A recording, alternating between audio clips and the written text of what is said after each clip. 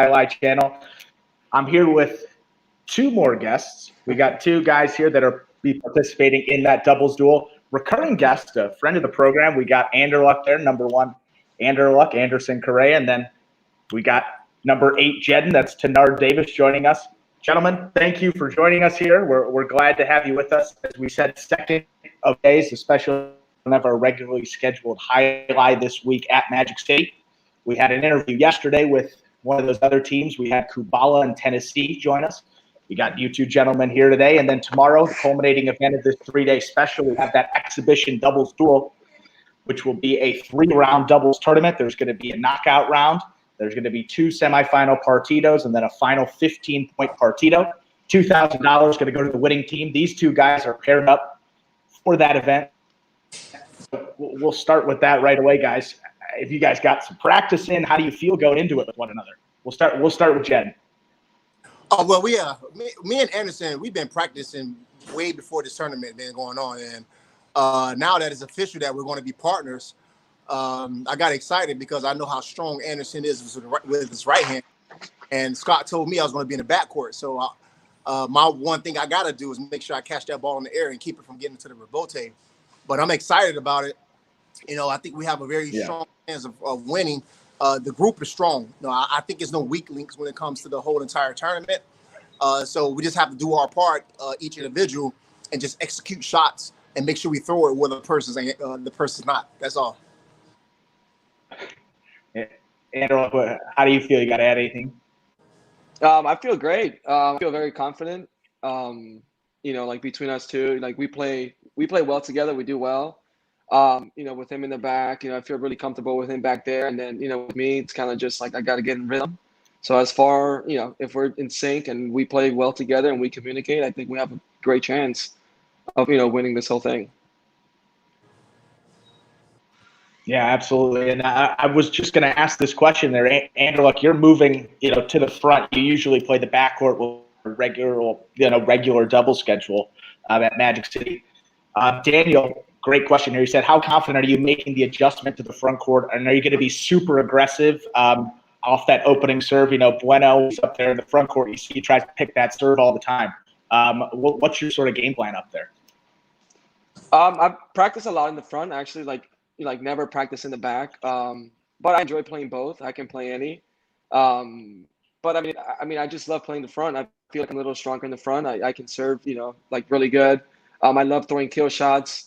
As far as the serve, you know, I'm looking for, if it comes right down the middle, you know, if they don't serve it good, I am going to catch it. I'm going to kill that point right away.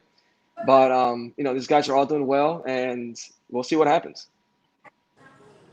Yeah, and Jen, there, what's it like to have a guy like Anderson up front there that, you know, you're so confident in this game. You guys practice, as you said, all the time. What's it like to have someone up there? It makes my game much easier knowing that I got Anderson up there, because once he catches it, between that serve line area, I know we're going to win that point because his arm is probably one of the strongest arms on the team. And knowing that he's my front quarter for the serve and catching the serve off the other's opponent, I really don't have any doubt that the point is going to be ours if Anderson catches it with his right hand. You know, the one thing I'm going to keep reiterating for everybody to know, because I saw something in the comments a while back. Anderson showed me that we both play aggressive, me and Anderson, but at the same time, we're like alpha males, and they're thinking that we're going to go at each other's heads. And I told him the other day, that's proved the critics wrong, you know, because we can't have the strongest group on the team and not execute certain things. So the one thing I want to make sure we do is just have fun, because at the end of the day, we're doing something that a lot of people wish they can do, is throw a ball and get money for it. So having him in the front court, I feel like our chances of winning are very, very strong. Yeah, absolutely there. And Brian D asked how these teams are put together. I think management there, Magic City, put them together. They're all very balanced, as you guys said. So, you know, you got 4 other, you know, it's going to be tough to even make it out of that knockout round. But after, you know, say you advance to the knockout round, you go to partido style. How does partido play differ from, you know, the regular program? We have spectacular 70 singles and doubles. How does that differ for both of you guys? Well, I'll go. Well, for Anderson, because since we're going to do partido style serves, the first serve, he can throw the I see the piss shit out of it, because that's what he's going to end up doing. Yeah. Advantage, because it's difficult to catch his serve. It really is, but you have to concentrate. And the one thing I want to make sure he does is play aggressively when we have that 2-serve option. And if he can continue to do what he does in singles, and put that singles type serve with the doubles, I don't think nobody's going to be able to catch it.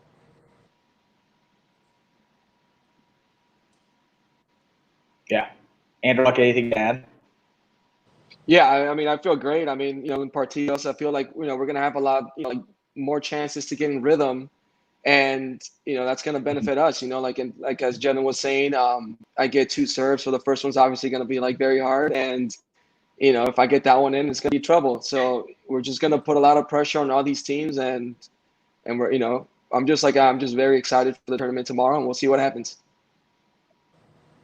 Yeah, I think that's a really interesting point you bring up with the serve. That's the biggest difference in partidos. It's like tennis. You get one over serve and or under serve. And for you, I mean, we've seen Anderson throw that serve sometimes. I feel like maybe more in playoffs you go to it, not in some power behind it. You're not out there picking those serves. That's going to be tough. So that's definitely a big advantage for your team in the serving department. And for the tournament, you guys know, is that front quarter always going to be serving? I know that's part of it in regular doubles, but I don't know for partidos if it alternates. No, in traditional highlight, that's what we're kind of moving to at Magic City Casino or Magic City Highlight, is that the front court always serves.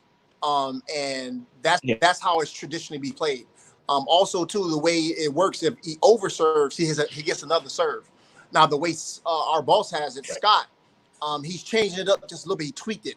So now if we underserve it, we still get a second chance. Usually with the traditional type of highlight, you underserve it, you lose that point automatically.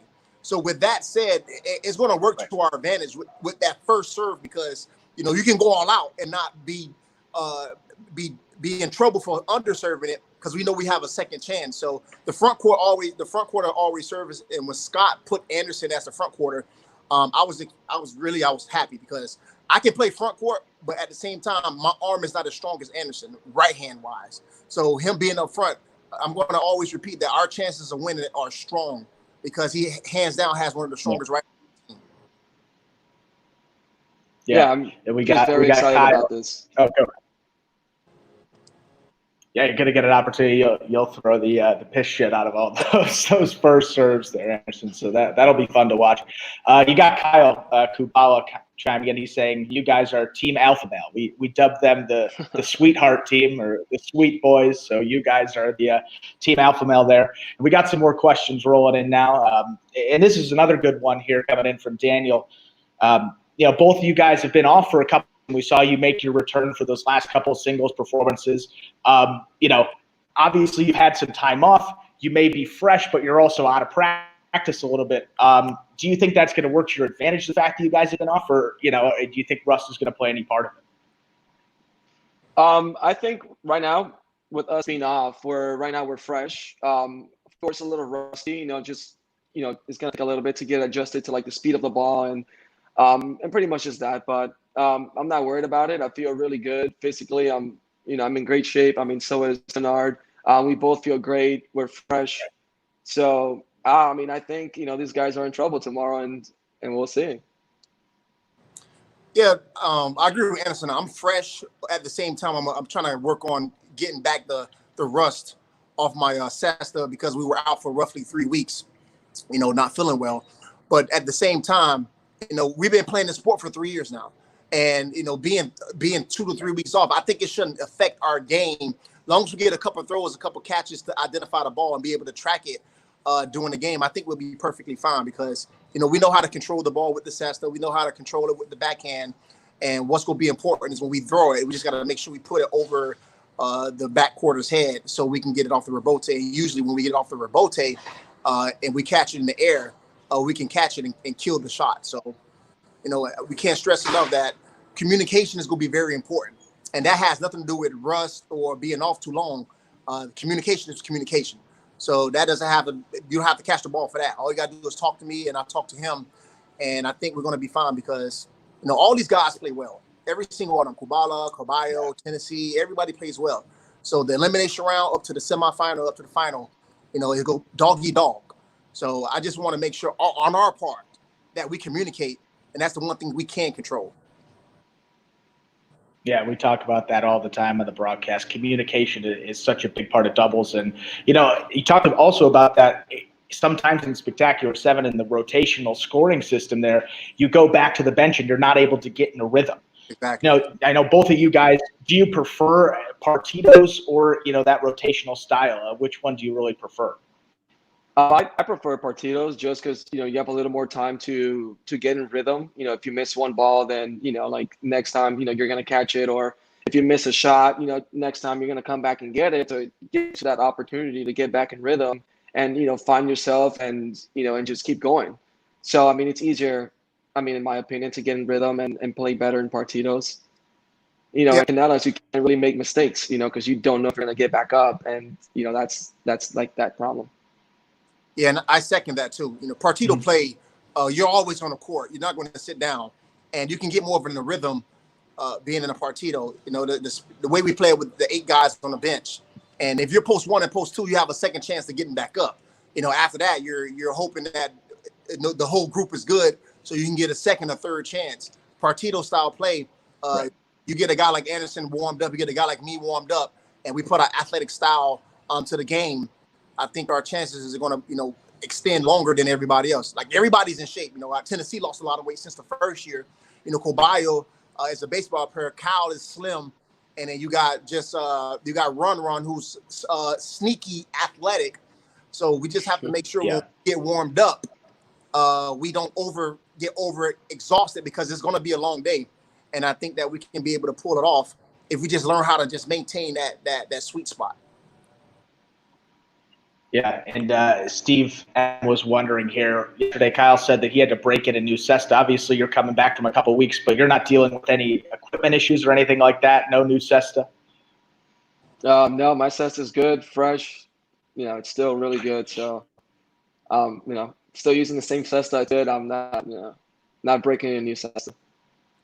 Yeah, right. I still have the same cesta since we started in May. And breaking a new cesta, especially going into a tournament, it sucks. Because you have to get that muscle memory especially with the backhand. The front hand, you can probably get away with certain things. But with the backhand, you don't want to risk hitting the net or hitting the pad. So, but none of us, me and Anderson, don't have a new cesta. So we're lucky to be able to play with our cesta on Saturday. Yeah, and Anderson, you broke out that bartender celebration. Jed, what are your thoughts on that? Have you seen a clip of it? And will you be doing the same thing if you guys win? Rolling once. Yeah. My celebration days are over. Year one, learning how to play the sport, and I started looking at more traditional highlights. I'm winning, and I'm going back to the bench because this is a partido, and unless we win the championship, celebrate. But just win the one particular bracket with like the semifinal elimination round, I don't think celebration is necessary until we be able to get that $2,000 check. But I really just want to have fun. The celebrations are going to come, but we're going to cheer each other on. If Anderson make a great shot, off a 2-wall, or he catches a spectacular one hand with the backhand, and he just kills it. I'm going to cheer. I'm going to, root for him to make sure he's that energy, so he could be able to continue to play like that. Yeah, if we win this whole thing, we'll break out the celebrations after. Absolutely, and you just mentioned season 1. Both of you guys were part of the original group. And Jen, you were one of the guys from the University of Miami who actually got that letter from Magic City about, hiring and training guys from scratch. And it's a really good question here. He said you guys dominated, both of you guys, the singles in that first season. And then now you have guys like Douglas, Ron, and, you got Ikeda and a bunch of other guys that are in those feature games. How hard is it, or maybe what's the difference in those, in this now season 3, and how committed are you to trying to get back to the top of the standings? I think, these guys are, they definitely make the roster better. I think without them, we probably wouldn't be making all this progress. So they, them coming in was really good for us. It was really big for us, and it's good. But now season 1, like I mentioned before, it's there wasn't really strategies or anything like that. So now you kind of have to think more and really learn how to play the game and really be able to make plays. And these guys are pushing us every single day to get better, and I think it's great. I think, and I mean, at the end of the day, we all just want to win, so it's great. Year one was a learning experience for every single one of us because we never played highlight. And again, me coming from a professional level and being at an alpha male, if you want to say, kind of school with the University of Miami, celebration was like one of our things that we did. So blowing the kisses that year and being excited about winning, that was more of the like just get myself involved, try to own this sport. But now that we have Douglas and we have Akeda, we have Run, and we have Kubala, these three guys who've been playing highlight for years, we're learning how to play through them, the proper technique, the proper form, and it works for our benefit. Yeah. I remember when Doug came to our casino and we was practicing with him, me and Anderson, we were extremely optimistic of getting him on the team because we knew having a guy like him on the team will push us to get better. So having Douglas, having Akeda, having Ron, just to name a few, those guys are making our play better. And by our play getting better, the whole team gets better. Because if we didn't have those guys, our style would still be exactly the same. And I know Anderson, because I can speak for that, he wants to be respected in the sport, not looked at as clowns. So those guys are doing a fantastic job getting us better. Definitely. Yeah, great answers, guys. And back to that original letter, we asked Tennessee the same question, Jed. But this is a great question. Yeah, from the University of Miami. I mean, you just open up your email one day and here's this opportunity, and they say you got 6 figures on the line in prize money. So what's going through your head? So when I saw that original email, I was actually in Tennessee doing a show for the Discovery ID channel. I was playing a police officer, and I saw it and I ignored it because I thought it was something coming from like just a email. Yeah. So then later that week, right, I saw it again. So I called Dan because it had his direct line to it, and I asked him, like, explain to me exactly what you want with this email, and he broke it down. So I took a trip down here to Miami and I tried out, and the tryouts were basically running with the cesta in my hand with the ball, and we had to run around Dana Casino twice just to see how conditions we were in, and we made the team. So seeing the prize money, obviously that was the motivation. So the one thing I wanted to make sure if I did go into something like this, I don't embarrass myself, because I never did something for money. At the same time, I do it for the And I knew of highlight playing it when I saw it as a child, so I was optimistic that I can go in and have a good time. And then meeting Anderson and meeting all the other guys, I felt like my chances were good to win the game, to win the season. But Anderson, if you saw the documentary, made a tremendous comeback when I had about 18 games up on him. But his game was just getting better than mine at that particular moment, and he was able to take the championship. And more power to him because he well deserved it. Yeah, and a great answer there again. And we're going back to doubles here, and obviously, if you just joined us now, these two are going to be doubles partners in the exhibition doubles duel this Saturday evening. Coverage starts 7:30. It's actually tomorrow, Saturday evening, 7:30. It begins on the Highlight Channel, and then play will begin at 8 o'clock. There's also a fantasy component to that as well. FantasyHighlight.com. You go out there, you can create an entry if you're not already part of the league there. You get to choose one of the 5 teams that's competing. Once you pick your winner there, you got to go to the chat section, as you see there on your screen now, and make a final score prediction in that chat. So it's going to be 15-10, 15-8, 15-11, whatever you think the score is going to be. It's a 15-point final partido. And if you get both the winning team right and you get that final score correct, you have a shot at $250. If you're the only winner, you're going to get that $250 outright. If there are multiple winners, we're going to have a live drawing. It's only going to go to one person. So only one person, $250. So that's a nice component for you all at home. And these guys could be one of the teams that you pick. So getting back to Sabrine's question here is, Anderluck, last time that you were on the show, we asked singles or doubles. Which one was your favorite? You said you're not a big fan of doubles. So I want to ask you, Jed, how is it playing with him as a doubles partner? Does he hate it as much as he makes it seem? And I've been talking to Anderson the past 2 days, and I told him yesterday, you can't win the game on Thursday, meaning that we can't win the tournament on Thursday. Yeah. And, Paulie called him the raging bull, and that's how he is. Anderson has a raging type of personality, and it works for him in singles. I'm trying to get him to understand in doubles, it won't work. But I want him to be aggressive. That's the one thing I always tell him. Yeah. I can play singles, I can play doubles. If I had to prefer, I'll play singles. But I'm okay with playing doubles. Long as I can have a partner that's communicating with me and we all do our job. Win, lose, or draw. I feel like we play hard. At the end of the day, we're going to win if it's meant for us to win. But having him as a partner, I'm confident that he's going to figure it out Saturday. That he's going to have to play to his strengths, and he's going to have to also be able to work on his weaknesses, because those weaknesses also too can help us win the game if he just at that particular moment make it a strength. So me and Anderson had off-scene conversations, and he knows exactly how I feel about him as a player and also as a competitor. So we'll see. But him not liking doubles, he's going to like it tomorrow because we're trying to get $2,000. So that's all that matters.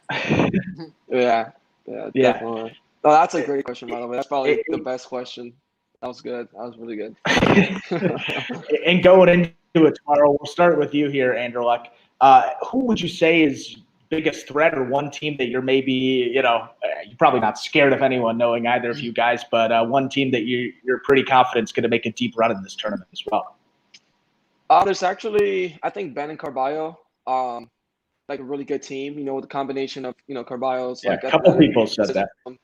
And Ben's, ability to just pound this ball like just low and hard inside, on his backhand. I think that's it's going to be a tough, definitely it's going to be a tough game for us. But I mean, in the end, if we just stay disciplined and then we just play our game, I think we have a great chance of winning too. So, I'm sure all these guys are thinking about us too. Yeah, Jen, anything? Practicing against Ben and Run, and because that's our group. Ben and Carballo have a strong team as well. I believe they're our biggest threat. But I don't want to be all what's the right word? Politically correct. I think we're going to be our worst threat and our worst enemy. Because if we play to our skill set, if we play to our strengths, I think we can beat everybody on the court. Carballo is very streaky, and he's extremely athletic. But sometimes he makes that hurts the team. But if Carballo plays the way he's been playing the past couple of weeks, and Ben does his job about just being a backcourt, they're going to be very difficult to beat.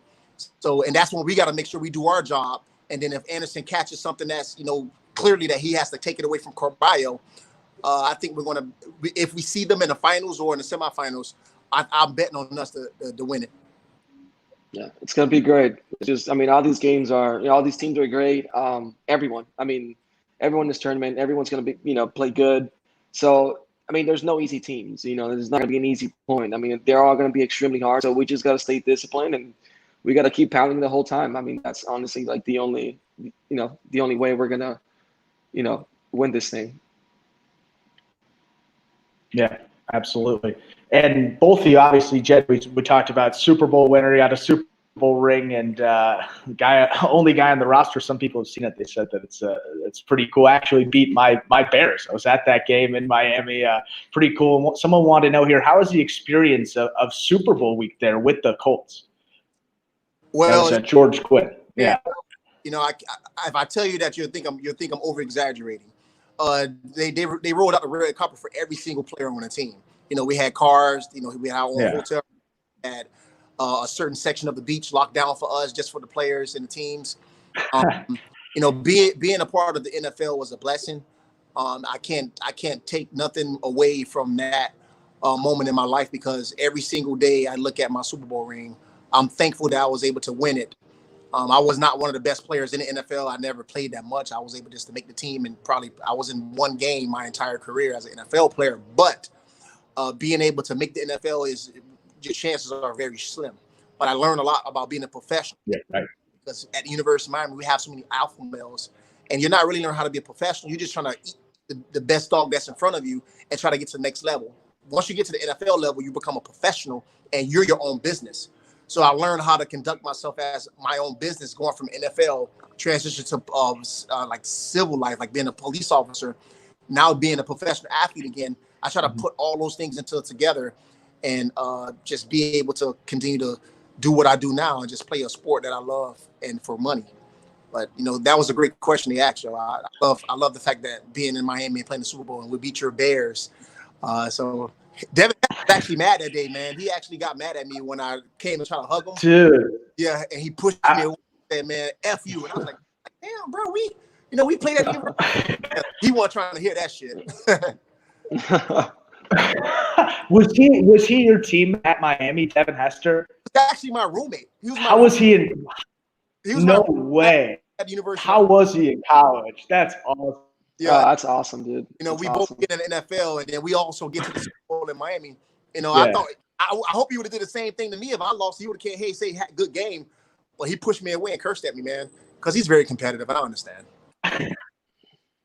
Yeah, no, I get it. And he ran back that kickoff to open it up. You guys were probably like, I was gonna say, was there anything the Colts were you guys preparing, like any insight into where you're like, we're gonna kick to him, we're not gonna kick? What was going on there? So when we were practicing in Indianapolis before we came to Miami, Coach Dungy had me playing Devin Hester because I was the fastest guy on the team. So he had me catching punts and catching kickoff. Doing scout work. Awesome. And Coach Dungy say, if they touch you, keep running. Like, just run around, make them chase you, because, you know, Devin is very shifty. So Coach Dungy, right before the kickoff, said, we're going to kick to Devin. And that was a poor choice. You know, he set the record. That was pretty iconic, man. I'm glad I was able to witness that. Oh, that was crazy. I remember I wasn't that old. I must have been 8 or 9. And I watched, I was at the game, but I had to see it on the Jumbotron. Yeah. And I was watching, and then I just heard the crowd. I was like, oh, he's going to go. And then he just keeps going. He scored. It was unbelievable. And then the Bears were the Bears. They are who we thought they were. You were 8 years old? I was 97. That was 06. So, yeah, I was probably like 8 or 9, 8 to 10. You're old, bro. I was 22 at the time. No. That's awesome. I was thinking, I was like, he probably played with Devin back in the day. No, that's great. We got some. Yeah, that's pretty cool. Awesome. Man. That's awesome. Now we had Kyle. Getting back to the highlight, we had Kyle that was revealing he bleached his hair a little bit. He said he was going to dye the top of it. All right. They say you got the beanie on there. Are you gonna reveal anything on Saturday? Are you working on anything, or just got it on? You got Douglas and Kubala changing their hair color. Look, I'm not trying to look like Cisco from listen, I got my black. I just didn't have a chance to, curl my hair up. So I'm just down here in the lobby doing this interview. I ain't trying to show my hair right now. I look like a homeless man. Oh man, that's so funny. Neither of you would ever dye the hair. No. Ever? No, not at all. But I would do it. I would do it for fun. I would definitely do it for fun. Yeah, guys. So that's awesome. And Anderson, you played football as well. Both of you guys have a little bit of a football background. So what was the biggest thing and most difficult part of making that transition from the sport of football to highlight? Because, let's be honest, there's not a lot of throwing and catching, especially, playing defensive back. You're not catching, throwing. It's a little bit different. So how difficult was it to make that? For me, everything. Everything about this game was just completely different and like super unnatural, for me.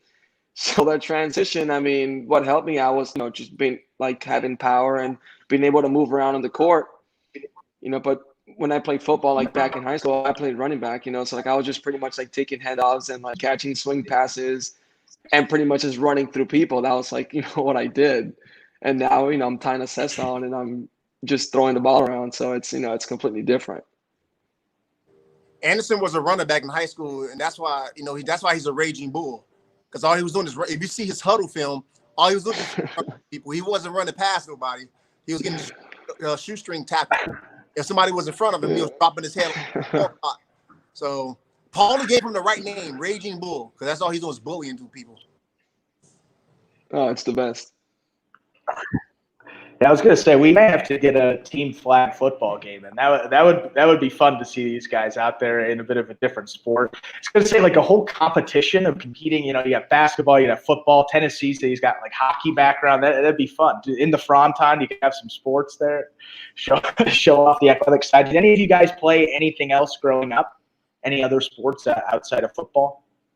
Yeah, I did like a little bit of everything. high school. I played some soccer and But track was my second sport, and I have this. I tied the 60-meter record at University of Miami against Santana Moss.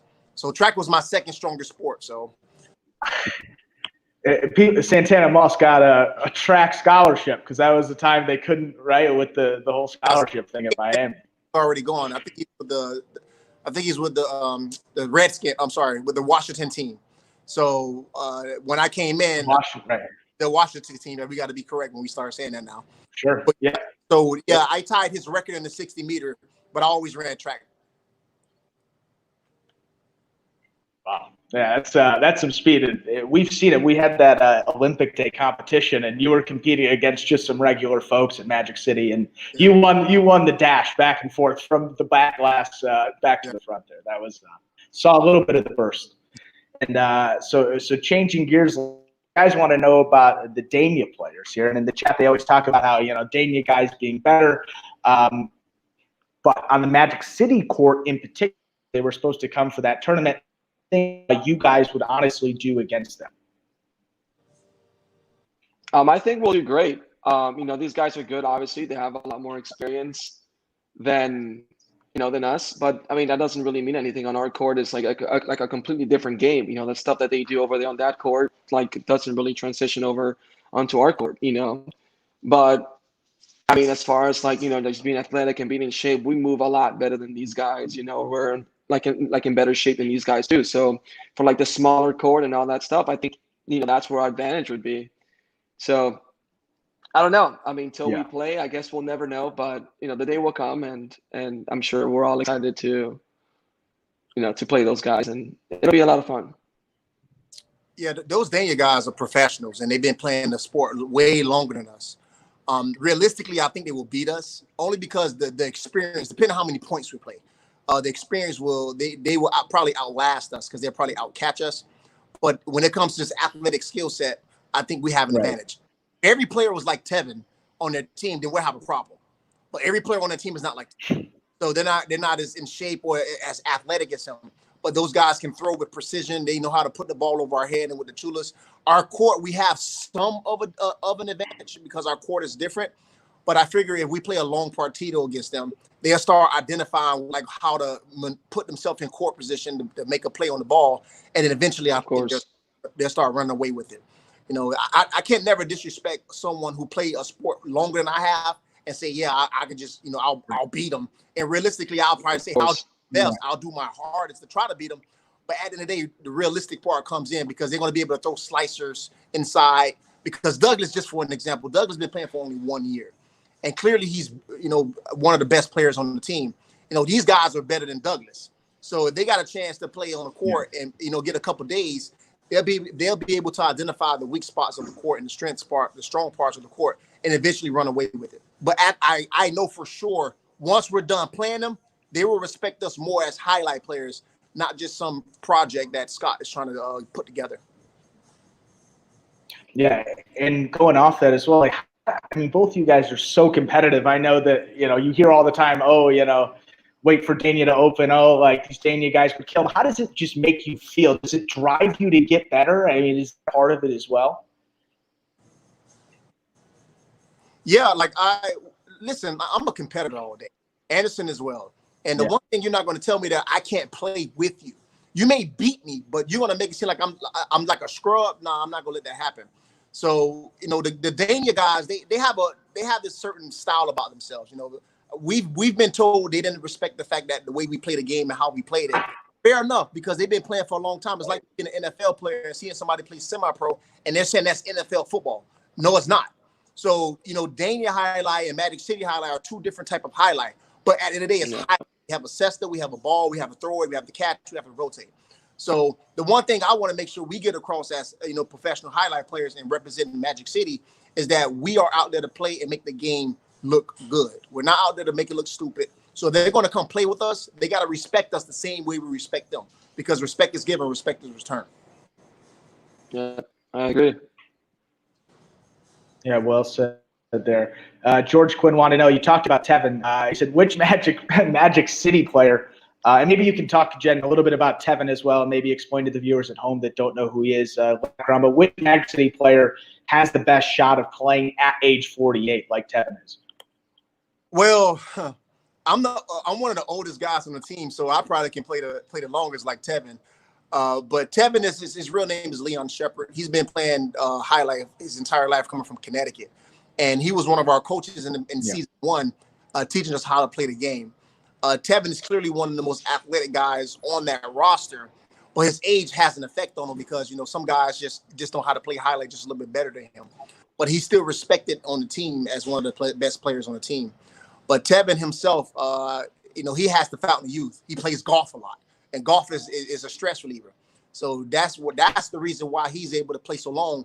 And he's also just coming off an injury last year with his quad. So that tells you enough that he's injured, still playing. And if he wasn't injured, he probably could play another 3 years until he's 50. Believe it or not. So I'm next that long. If I continue to eat right, work out, and stay in shape, and Scott continues to pay me to play highlight, I'll play till I'm 50. Yeah, Tevin's certainly the Tom Brady of highlight. He's got that longevity, that award wrapped up there for sure. Yeah. And Roland was saying, and Jen, in what you said a couple of minutes ago, you called Magic City a team, and he said that's what makes Magic City awesome. And can you talk a little bit more about that brotherhood and the team aspect, and maybe how it compares to some of the locker rooms? Both of you guys have been involved in team sports before, so what makes Magic City different? So when Scott brought us together, he brought us through the University of Miami, and we already had that team kind of atmosphere playing football at University of Miami. So when we got there, the one thing is just try to make sure we play the game right. We don't have the first year guys like Nick the Great and Jay Liss, but the one thing Scott said that we are a team, not individuals. And you look at other frontons, they have like individuals that eventually have to be teammates.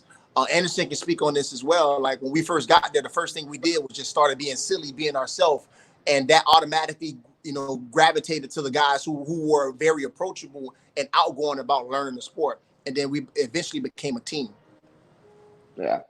I think all of us, like the locker room is just like so nice. I think we all just like blend in like well, like we go in there and we always joke around and, we're always having we have a lot of fun, So, that's what makes it good. Like our personalities and the way we are is just completely different from like any other locker room. And that's what makes us, that's what makes it great. It makes it a great experience, like even sometimes you have a bad day or whatever it is, and then you just go in the locker room and then next thing you know, you're laughing, you're having a great time. And it's just, it's always fun, it's always fun. So that's, that's great. And every player. Yeah, there's never a dull moment. Like every player is different. Like Tennessee is the nicest guy. El Bob is the crazy guy. You got Anderson, that's the raging bull. You got Ben, that's the passive, but aggressive person. Each individual on our team brings a piece to making us a family and a team. So I think Scott piecing this together, we have something that is unbroken, and it will, generational wise, like we will always stay connected because I feel like we're more of a family than a team. Oh, for sure. That was really well said, guys. And switching gears a little bit here, my brother, interesting question. He wants to know if Magic City was like the NBA bubble. I don't know if you've seen some of the videos coming out of there. Who would win in extracurricular activities, including but not limited to golf, fishing, and shotgunning beers? I think people just want to know the shotgun beers, really. And I think Anderson, you got the guy right here. That's your for sure. Oh, for sure, man. I don't think anybody would beat me. This is Anderson question. Yeah, Anderson hands down is the best. I don't know about his golf game. I ain't see his golf game, but shotgun the beer. Nah, no way. Nah, I don't see nobody on the team knocking him off if it was a shot. El Baba probably because he looks like a guy who could chug beers. But Anderson hands down is the best. No way. Nah, no way. When it comes to shotgunning, do you think El Barba that's all me. Yeah, El Barba looks like a guy who just. Do you think El Barba could open up the can with his beard? Yeah, he looks like a. Yeah, that's where he holds it. It keeps it cold in there. He just puts it in there. Refrigerator in there.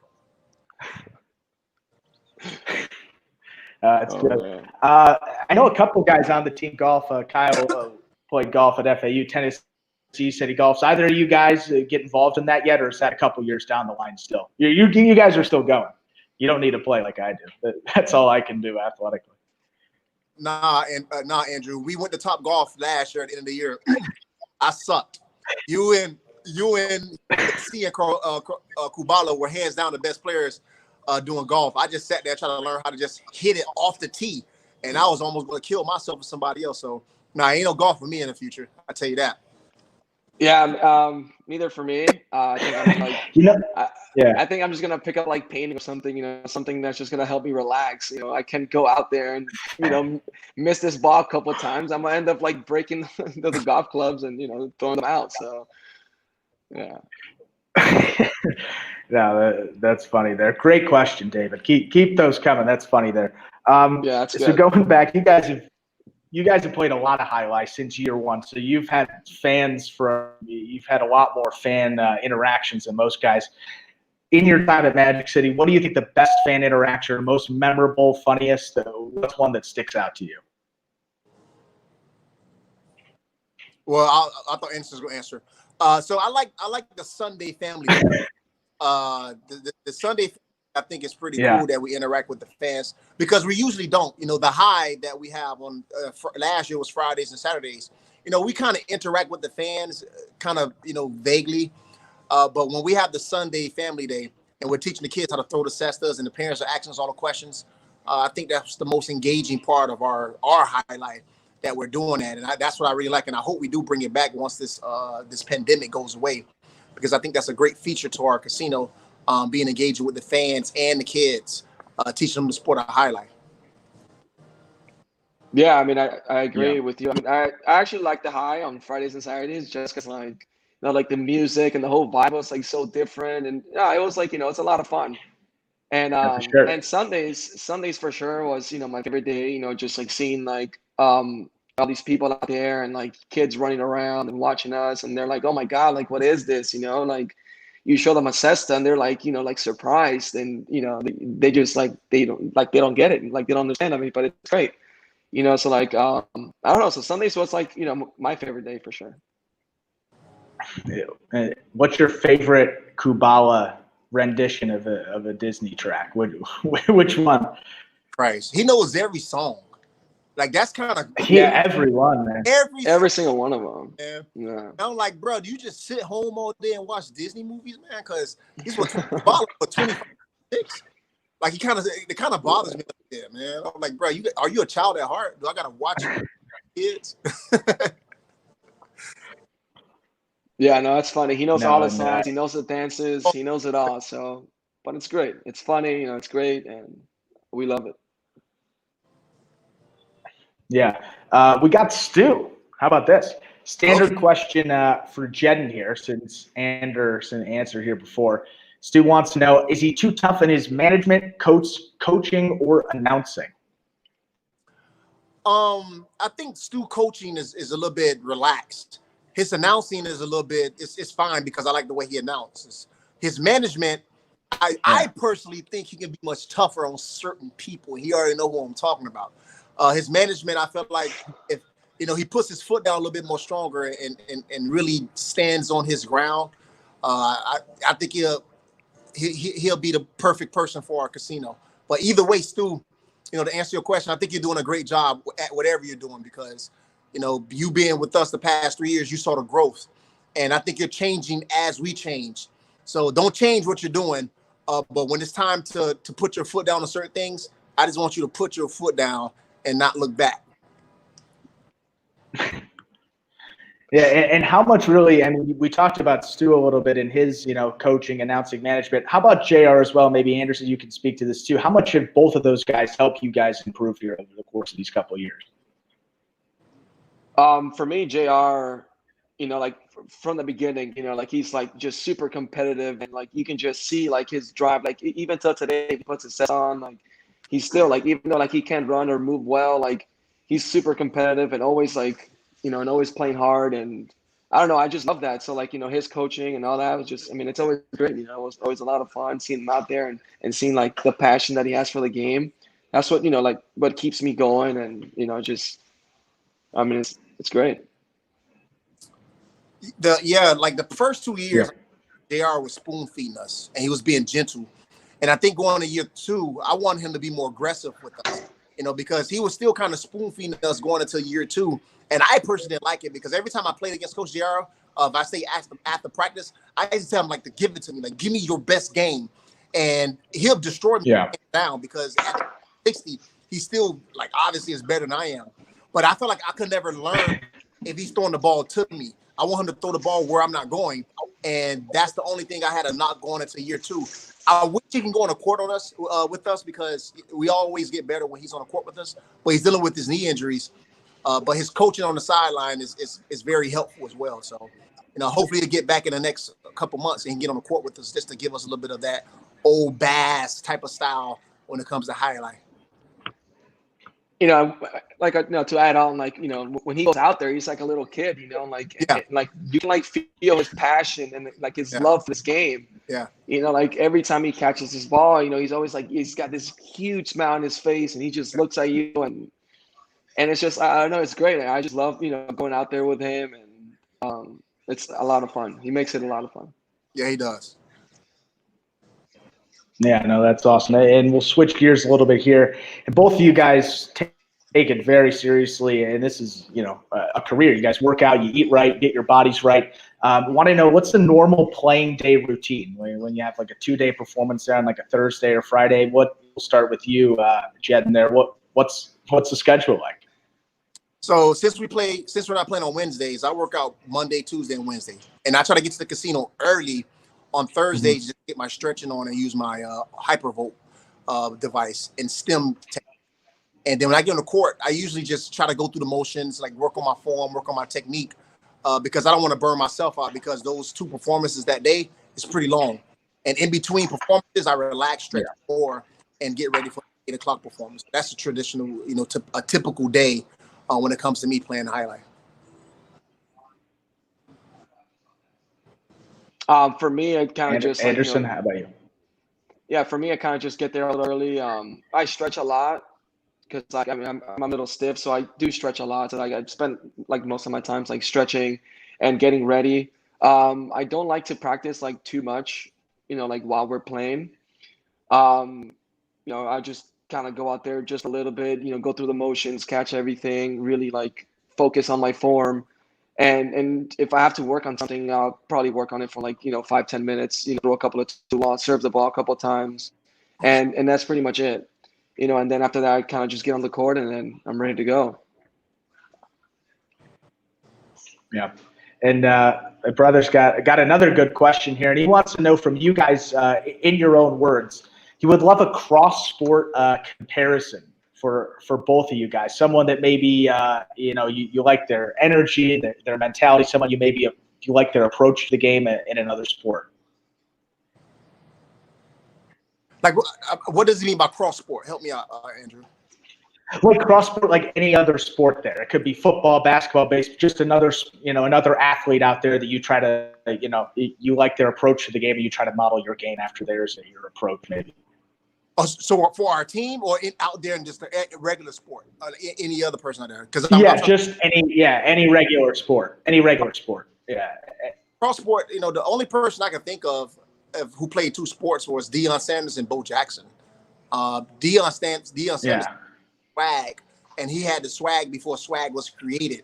One guy that I loved watching when I was growing up was Deion Sanders because his swag, showed with the confidence as well, and that's why he's one of the best football players to ever play the game.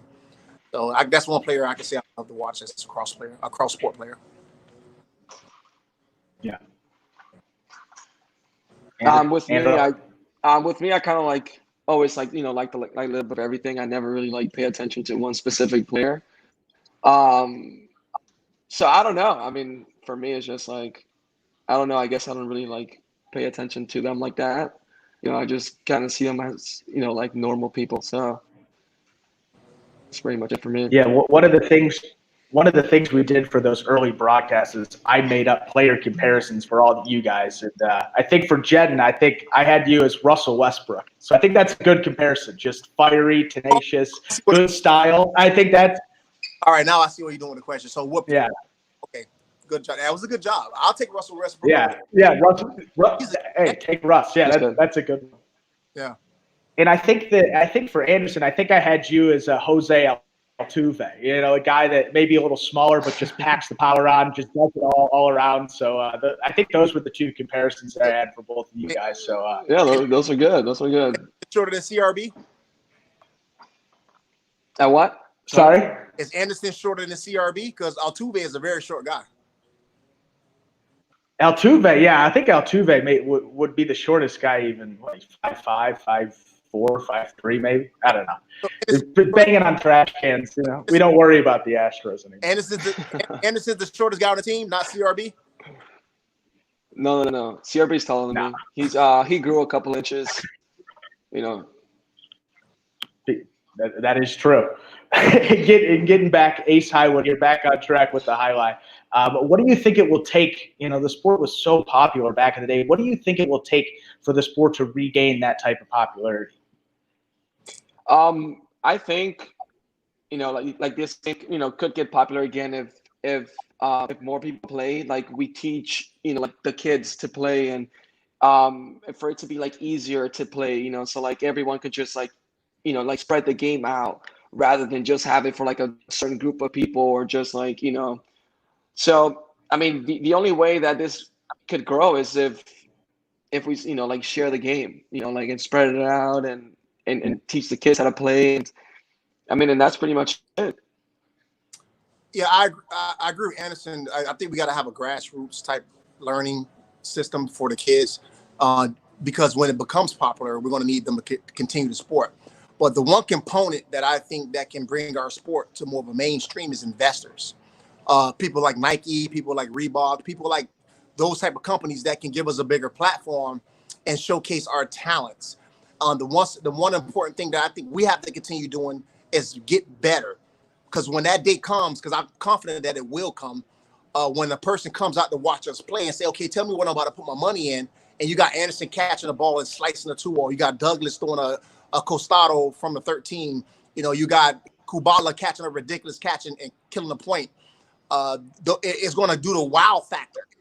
And then that person who has the platform and who has the backing resources to give us that opportunity, that's the only way I think this sport can get really popular and we can start filling up the stands. Because we're in competition with everything, with football, basketball, tennis. We're in competition with so many other sports.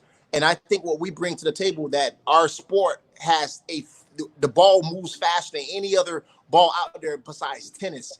But we can give them a different perspective on why highlight is different from any other traditional sport. So investors, people like Reebok, people like ESPN, look into us, and I think that can put our sport in a position to be very, very popular again.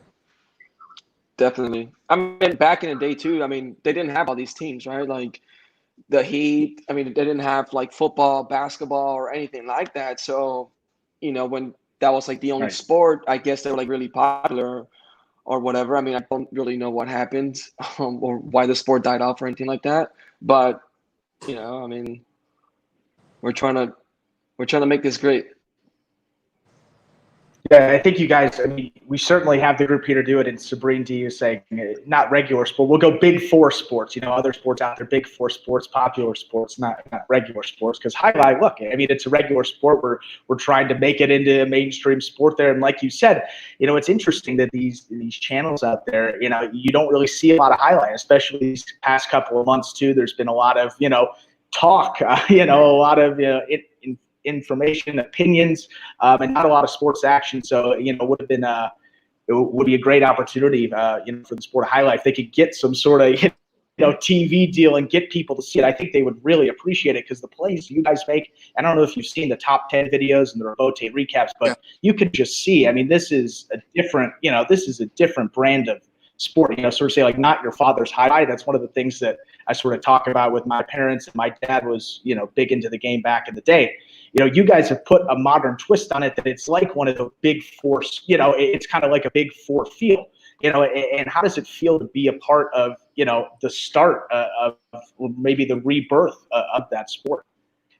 Yeah, it's a blessing. It's a blessing because from year one at the interview, I said, I want to bring the sport that's dying off back.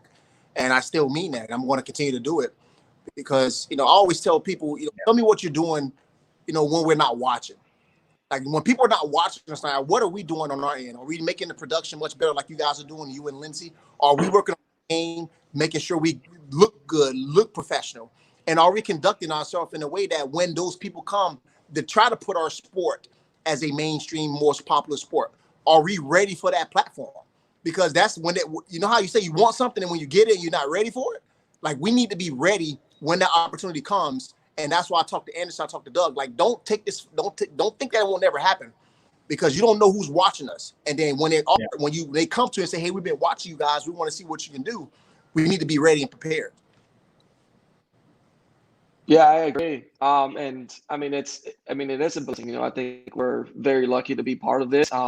Everything changes. So now the game is like starting to change a little bit, and we just got to get adjusted to it. And I mean, we're all like happy, just to be part of, of the change of, highlight. And I mean, it's great. I mean, I'm having a lot of fun, and I mean, as a team, we're all having a lot of fun, and it's just such a great experience, and just extremely lucky and blessed to be part of. One of the players that's one of the best players in the world, and I call him the LeBron James of highlight, is Gueco Cherich, who's over in Spain.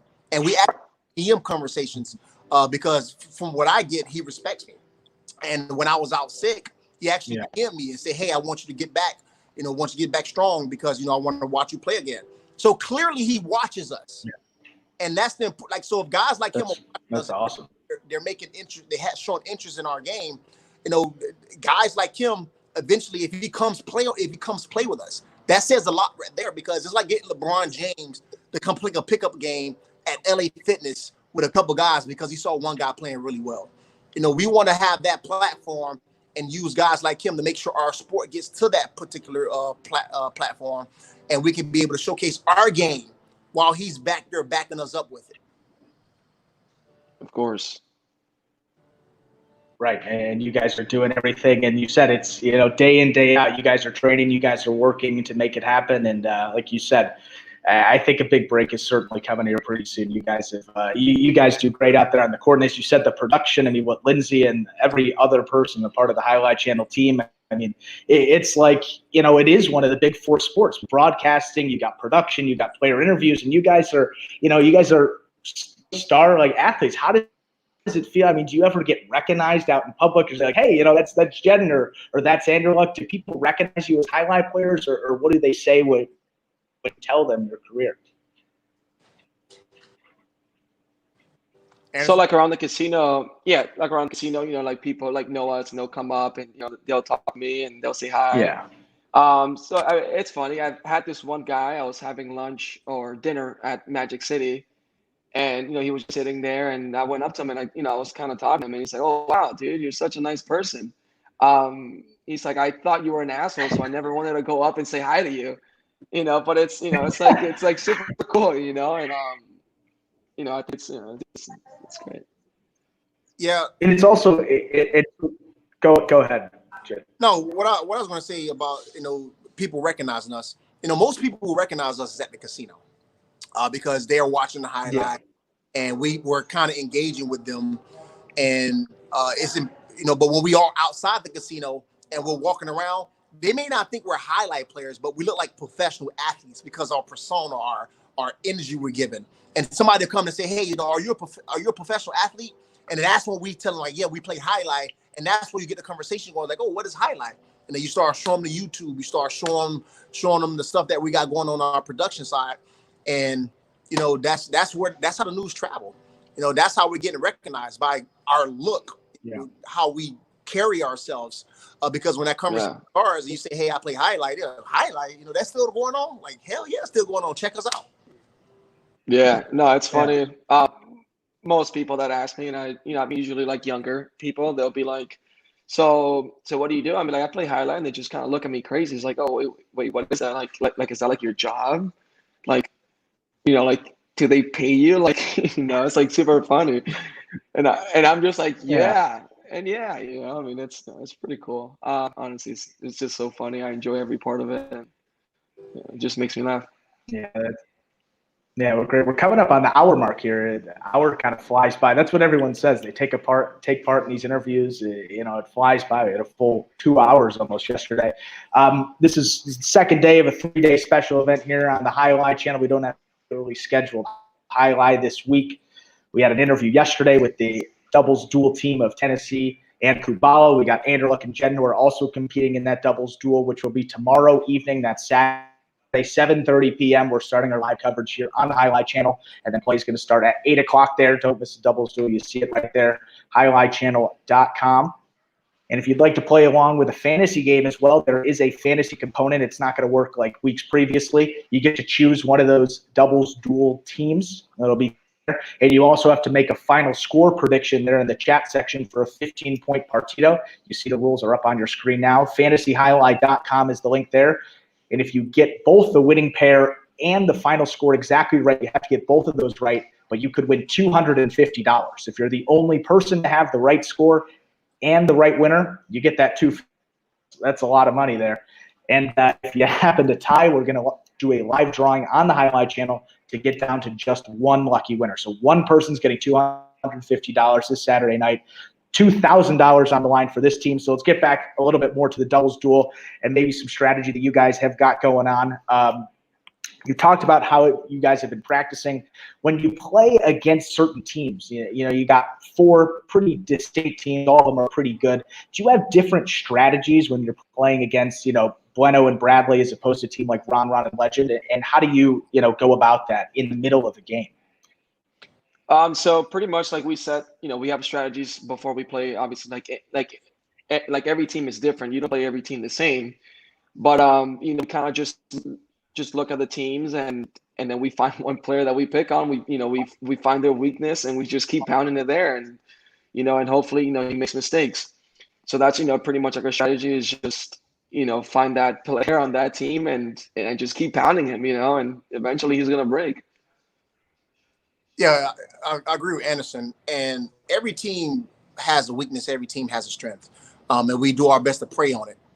Obviously, we are at the same casino, so we can see each other practice. And we've been with each other for the past 3 years. So they know just as much as about us as we know as much as about them. And, we know who we need to attack. We don't want to say it on camera because we don't want to give our strategy. But that person that we know that's the weak link, I'm sure they know they are the weak link too. So we just have to take advantage of it and do our part.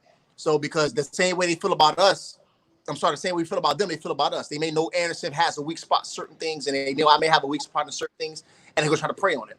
So the one thing control is just communicate. Because the person who talks the most, the most players who communicate with their teammate, keep their teammate up when they're down, I think they're going to pull it off. $2,000 is right now at this particular moment in our life, is a lot of money due to the pandemic, and we're still working. So that can help us a lot when it comes to our personal life. And I'm so thankful that Scott is putting this together so he can keep money coming into our pockets. Yeah, and in these partidos as well, I mean, is your mindset going in? Are you trying to outcatch your opponent? Are you trying to kill it? Or what's the balance there that you're trying to achieve out on the court with that? For me, it's just pretty much like when I catch the ball and how comfortable I feel at that time. And it's pretty much like not trying to make any mistakes, not to force anything. So kind of that, kind of just like take a step back and let the game come to me. But I mean, if I have the time, or I mean, if I have the shot right there, I'm 100% going to take it. So I'm looking to play like pretty aggressive, and I'm looking to the point. I'm not looking to volley with anybody, but at the same time, like I'm not gonna make mistakes and just throw wild shots that is gonna land out or just cut to the middle of the court and put us in a bad position. So it's gonna be good. So yeah, you asked the question: are we going to kill shots or going to try to outcatch? My job is to make sure I try to catch everything in the backcourt, keep it from coming from the rebote. Anderson's job is to make sure if he catches up front, he has to keep it away from the backcourt and just kill it. So, we have to do both perfectly in order for us to win this game. I have to out-catch Run and Ben, and Anderson has to make sure when he catches it up front, he makes sure no one else can get to that ball. And if we strategize and do exactly what we were supposed to do to win a game, I think we'll be perfectly fine. Stu said it best. Just catch that fucking ball. We just have to catch the ball, field the shot, and we're going to be fine. Yeah. Yeah. No, absolutely right there. Now, just wondering because, you can see it both ways. In a partido, you could say, you know what, you don't want to take the risk and try to throw it, but you're definitely going to see less shots. Sometimes people are throwing caroms from the 12 line, 11 line. You're definitely going to see a lot less of that. Anderson's going to get it in the front. He may kill it, but Jed, I'm going to guess that, you're back there. You're playing defense. I'm playing defense, but if I catch a ball, like where you're comfortable. Yeah. If I catch something close to the serve line because somebody cut throw a rebote and it cut out really short, and Anderson can get to it, I can still kill shots, but I'm not going to be doing anything like right. I'm just going to do my job catching and putting it back over the back quarter's head to get it to the front quarter on the rebote. So. And you got Stu chiming in CTFP. That's one of the Stu-isms there. Any other Stu-isms that you guys like, ones that stick out to you? That's the best one, honestly. But there are a couple other ones. Probably not appropriate Carballo to say on here. Carballo is the one who gets Stu going. Carballo does some of the most ridiculous catches, and he also makes the most ridiculous plays too. Because sometimes Stu like what are you doing? And Stu come out with some type of phrase. Mm-hmm. So Stu has a lot of phrases when it comes to his highlight commentating. But catch the F definitely is one of the best. That's the best one for sure. That's the best one. Yeah. Yeah, Carballo definitely one of the everyone loves him, makes great plays, puts his body on the line all the time. And speaking of him, he's making that transition to the front court as well. And one of the guys in those feature games, one of the best singles players on the roster. How is that going to be, especially with him up front there? What's your strategy for a guy like that? Pretty much just keep the ball away from them, and that's it. Yeah. You just gotta keep the ball away from him, and and force his partner to play, and make him put him back there, and he's gonna make a mistake, and that's like the whole thing about this whole game. It's just it's like that's where the whole strategy part changes from from year one to here. It's like before we weren't thinking about stuff like this. We were kind of just throwing the ball everywhere or wherever the ball went. But now, you got to sit back and now we're thinking and we're talking about certain strategies of how to play certain teams and what are these their weaknesses and how can we what are our strengths and how can we expose those weaknesses. And I think we're gonna do great. I think we're gonna do well. I mean, we pretty much know where we're gonna go here. Yeah, and go ahead. Yeah, to answer your question, Carballo is dangerous up front. He's dangerous in the back too. He's just a dangerous player, and everybody who's on that court knows who's the most dangerous player on the team. And Carballo and Douglas are one of the two most dangerous guys because they can play front and back. And when Carballo catches that, and he can throw a costado, or throws a filo from the front court, it puts us in a bad position. So it's very important that we keep it away from him, but also we do give it to him. We got to put him in a tough position to throw the ball back because his backcourt, Ben, he can pound it too. But we feel more confident attacking Ben than attacking Carballo. Yeah, absolutely. There. And another part that's a little bit different for this exhibition doubles duel is conditioning. When you go out there with the spectacular scoring, it's rotational. You can play a couple points, and then you go back and you have a couple minutes to maybe rest. How does that play a factor in this? And do you think it'll be an issue? I mean, look, both you guys, football guys, as Ben said, the conditioning for that is just on a different level. How do you approach it? Is that going to be an issue or what's going on there? As far as being conditioned, I mean, we're not really worried about that. I mean, that's I mean, this is a big tournament for us. So now it's just that's the last thing I'm thinking about. I'm just so excited and ready to go that I can't get tired. I'm just I'm always ready to go. So for me, that's like that a problem. I run a lot too, and I take care of myself. And I mean, I'm confident in my physical abilities, and yeah, it's the last thing on my mind. I think our conditioning is fine. I'm more concerned about the stamina because Anderson throws hard. I want to make sure he save his arm going into the semifinals and the finals because we can't win a championship in the elimination round, and we're all going to be so geeked up for the first round. We may lose some of that strength and that stamina going into the semifinals and the finals, and then the person who realizes that before the game even starts has the best chance to win. So we gotta go with the game. Go with the flow. It's going to be a marathon, not a sprint, but the way the game is played is going to feel like a sprint because if each team plays all the way to 7 points, it gets always the 6-6. That's going to be a long game. If each team gets to 14-14, that's going to be a long game. So it's important that we strategize our stamina too before we get to the finals because I want to make sure we're on top, fitness-wise and stamina-wise, so we can finish the game correctly. Yeah, definitely. Yeah, and another thing different, there's timeouts in partido play as well, and you could use those. It's kind of like in the NBA with timeouts. If you don't use them, you lose them. I mean, are you saying that's going to be a big part of it in kind of figuring out when to use those timeouts? Well, I think we only have one timeout, which I mean that's great. One timeout per game, right? Yeah, right. Or something like that. I mean, I don't believe in timeouts either way. I mean, but I mean, good thing we only have one because then you have some of these guys calling the timeout every 2 minutes, and then I'm just gonna be like, all right, so what's going on here? So one timeout is like perfect. Kind of just gives you a little time to take a deep breath and kind of just talk it over. Like if you're down or if you have like possible game point or something like that. But yeah, I'm not the biggest fan of timeouts either way. I just want to keep going. So it's good. I'm a fan of it only because of the fact that we can cool the other team down if they're hot. So say for instance, a team goes up 5 points on us and we get the ball back and we win that point. We can take a chill pill to let them so we can regroup and rethink exactly how can we re-strategize.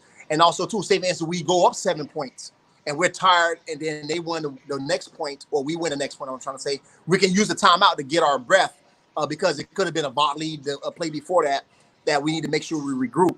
So I'm a fan of the timeouts, but I don't want to use it because it's there. If we don't need to use it, don't use it. But we can also strategize using that timeout, and it can also work to our benefit.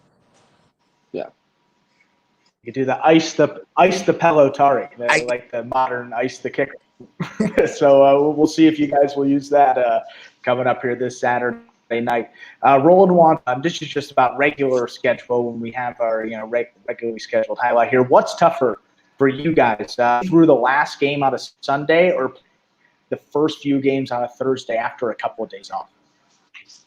I think it's tougher like the last game on Sundays.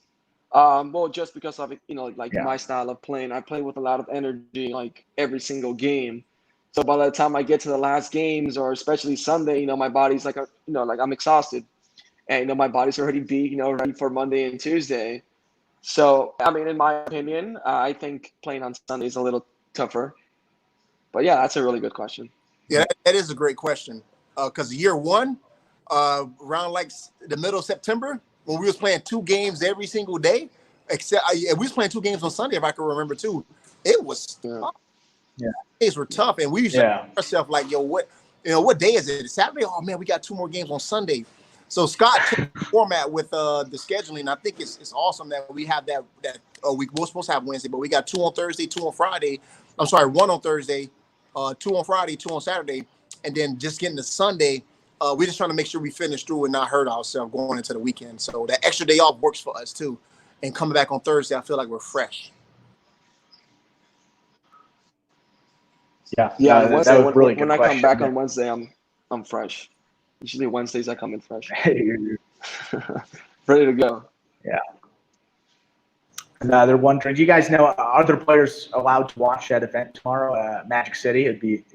It said they could be cool if they could be in the stands out there and chirp you guys a little bit, make some noise, some real crowd noise. Who knows?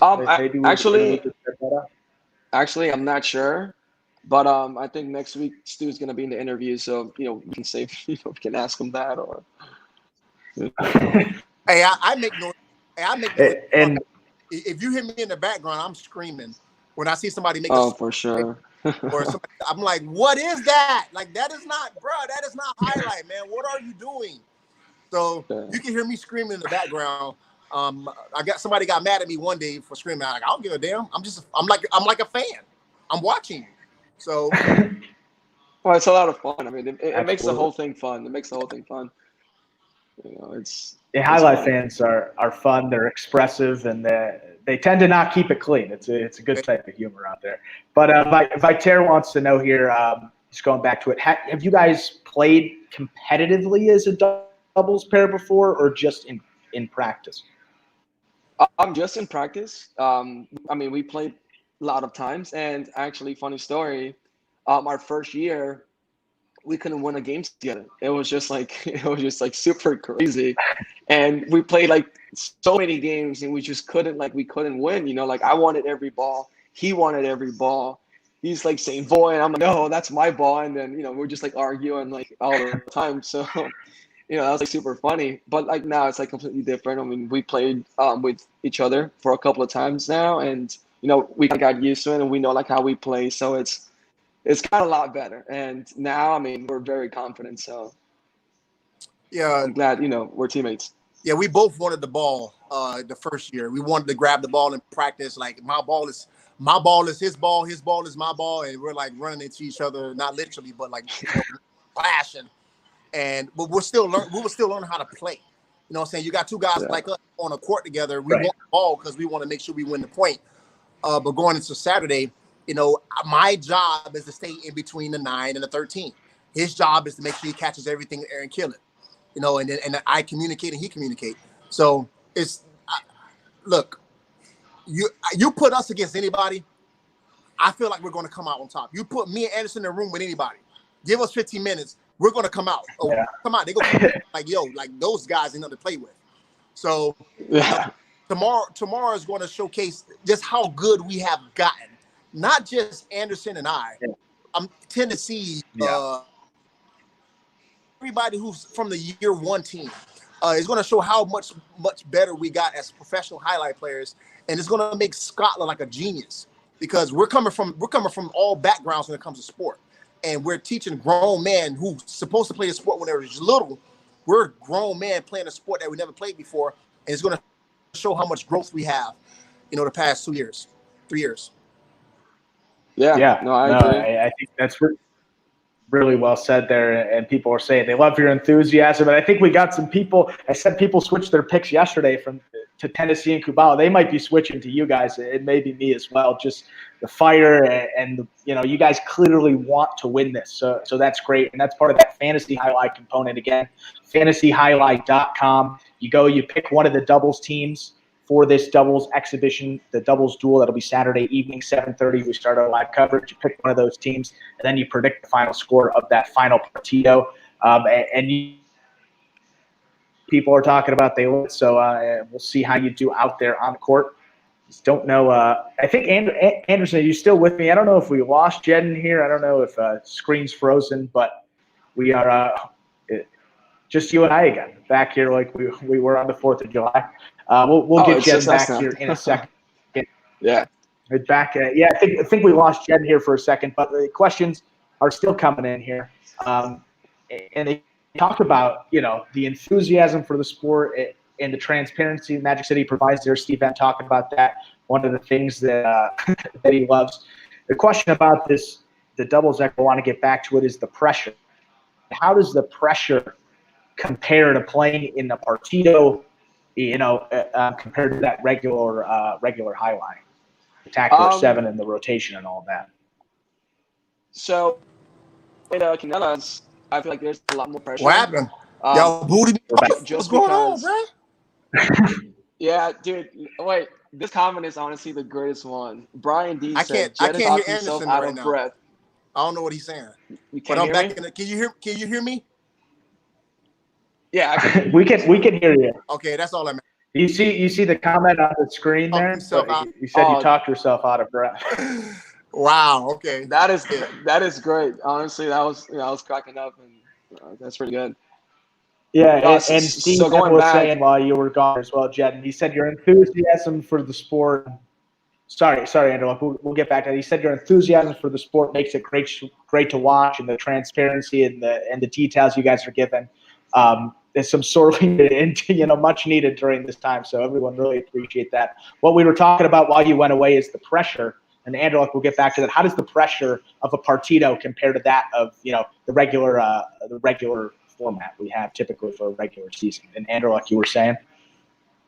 So I was saying, I think the pressure's a lot higher when you're playing Canelas, just because, like, if you make a mistake in a Canela, you might not get back up, and somebody could easily just go up and win. Where in a Partido, if you make mistakes, you have another chance. So you get that opportunity to go back up and, get your rhythm going, get yourself going, and, you can kind of like relax a little more, because you're going to get back up. Like, mistakes are going to happen, and it's just like eliminating those mistakes. But, at least, like, you're a lot more, like, you're comfortable because, like, you're going to get back up. It's a longer game. It's not like just like, someone's going to clip the wall and you lose that point, and then you got to sit down and somebody else comes up and win. So I feel like really just relax and calm. When I'm playing partidos, it's like a different game, different style. And I mean, I love it. Well, I couldn't really hear what Anderson was saying because I'm having technical difficulties. But as long as you guys can hear me to answer your question, I think the pressure of doubles compared to the 7-point singles, I think we have more time to be relaxed and feel the game in this partido playing doubles because we don't have to worry about getting knocked out and sitting down. So, we feel as long as we get a flow of the game, as long as we understand like which opponent we're going against and not overthink the game in general, we're going to do perfectly fine because every team is evenly matched. But you know who's the strongest guy in the group. So I just think if we execute those simple things, we will be perfectly fine and should come out on top and collecting that check from Scott.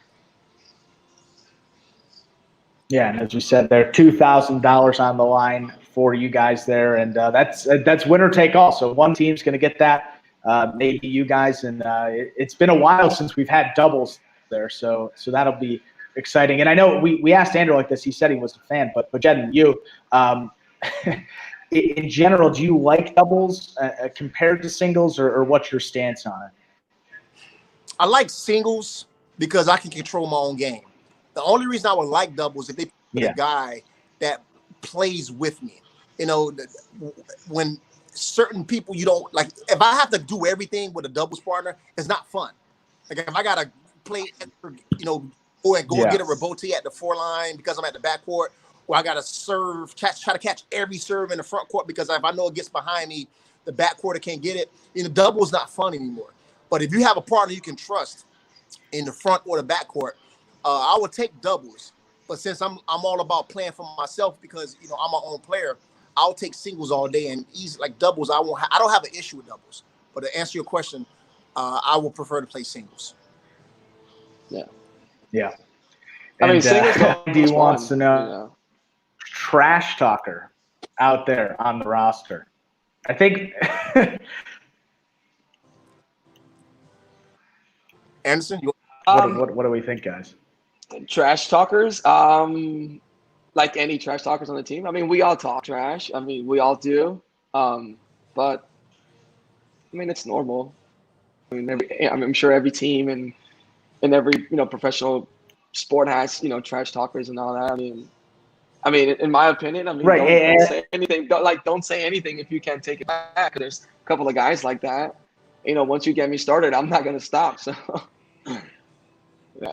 Yeah, and Jen, you were saying that year one, you said you were celebrating a lot because it's a very traditional game, and you really didn't really want to be expressive. Does that play a part of maybe why you don't hear as much trash talking as you maybe heard it in the earlier years? Is that? Yeah, because we have more of an understanding of how the game is need to be played. Like last year, year one when we were learning and we're winning all this money at this particular time, and I'm beating this guy because he's annoying. And the next guy who's in the earlier group, he's annoying too. And I get to celebrate because it's like 9, I beat you. That it felt good. Yeah. And Nate the Great, when he was here, he was one of the worst trash talkers. So he made everybody else want to talk trash. Because if you take him out of the equation, we probably never talked trash. Because Stu made it clear like that kind of stuff is not allowed in highlight, and it kind of honed in on us after year one. But yeah, I think our trash now is at a minimum. We usually do more of it in practice or in while we're sitting down waiting for the next performance. But when we're in the game, nobody's talking trash. It's different. Yeah. Yeah, no, that's certainly one of the things. Beginning of my first season, which was year 2, you'd see it a little bit, but now I was going to say, I mean, it's mostly behind the bench between the performances. The banter's, it's all fun. It's all fun, but really doesn't make its way out to the court maybe in years previous. We got Sabrina asking here. We talked about the prize money that was on the line. Is it more this doubles duel for you guys? Is it more about the prize money, and Tenard, you talked about it, or the opportunity to really show off how much better you guys have gotten at the game? Like for me, I would play this game like for free. Like I don't need to get paid, to go out and play. Honestly, like I just really want to win, and I think this tournament, like for us, is like like to showcase our like our talents, like how far we've come along, and and that's like the most exciting part for me. Like just that progress is like it's good because we've taken like huge steps. So for me, like I mean, I don't really care much about like the 2000. I'd rather go out there and win and just play hard. Like that's what I like. That's like my favorite part of the game. It's just playing hard. And so for me, I mean, it's not really much about the money. Yeah. So I'm not sure exactly what Anderson said because I said I'm having technical difficulties on my audio, but it's more about the opportunity for me to showcase how much better we have gotten as professional highlight players. Yeah. Of course, we want to win the $2,000 because who doesn't want to put an extra $1,000 in their pocket? But the opportunity to showcase what the vision Scott has put out there, teaching ex-athletes how to play highlight, and the practices that we put in, the time that we put in, watching film on the players that play over in Spain, putting that film work in. Right now, we're almost at the sweet spot to showcase how much better we got. And I think this is kind of a blessing in disguise because this is why. We have the tournament. We would have had the tournament coming up on Saturday.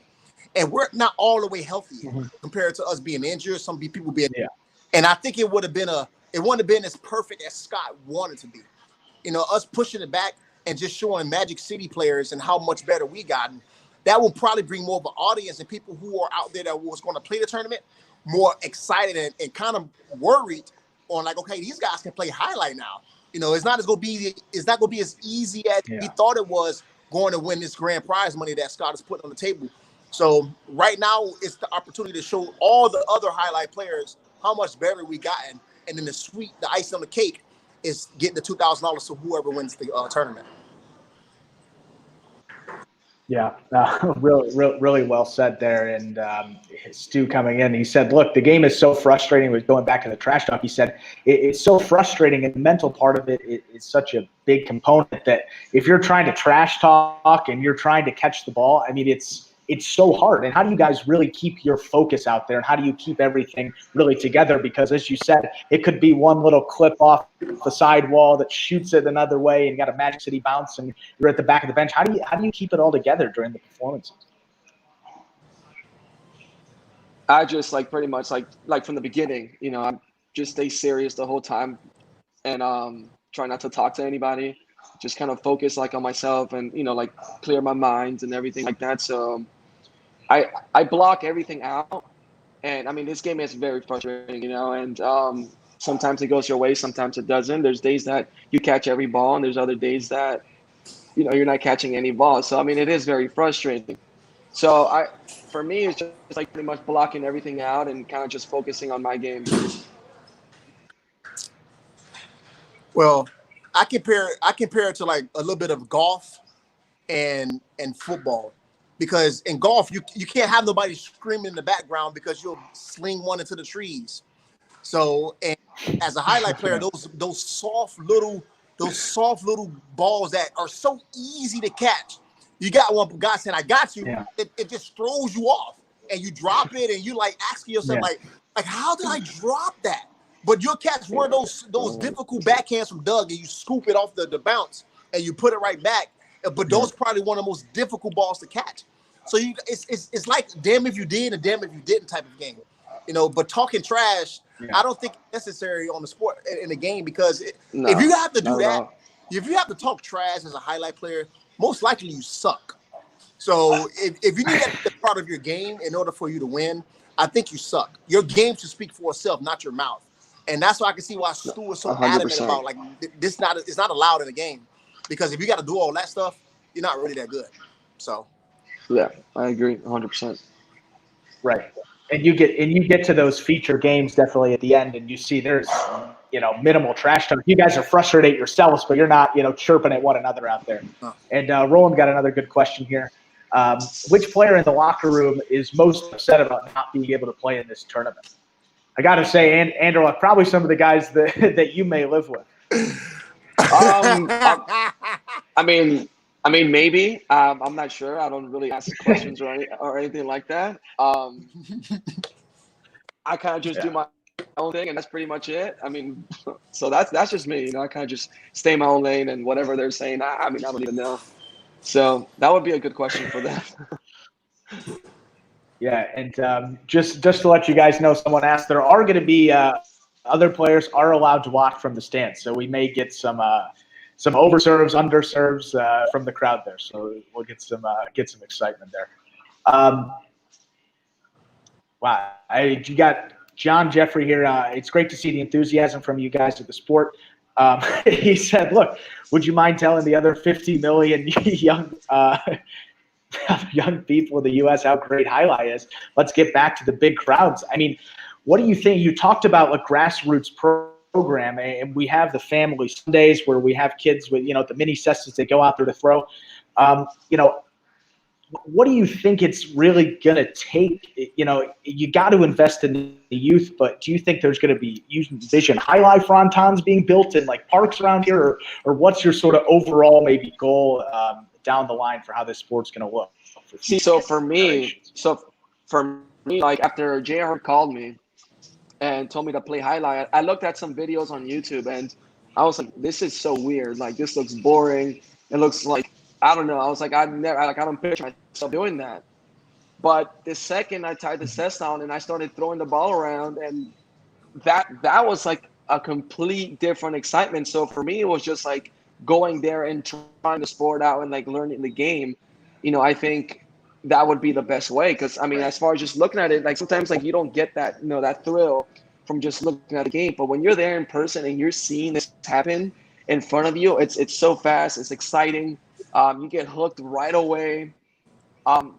So it's just like it's so different. I think if they played, if it was like easier to play like frontons somewhere at a park, and you can just get like a plastic cesta from Walmart or something like that, and like just make it easier for people to play it. Like it'll grow. I mean, when you're playing, it's so exciting. Like you don't get this rush anywhere else. I'm not sure what Anderson said, so I may repeat them. So forgive me, guys. But I touched on it here, Andrew, that investors, big companies like Under Armour, Reebok, Nike, just to name a few, has to take a honest look at us and see exactly where we can blend into the fabric of sports entertainment. Can we sneak into that mainstream type of thing? And it's going to take companies like that to invest in us.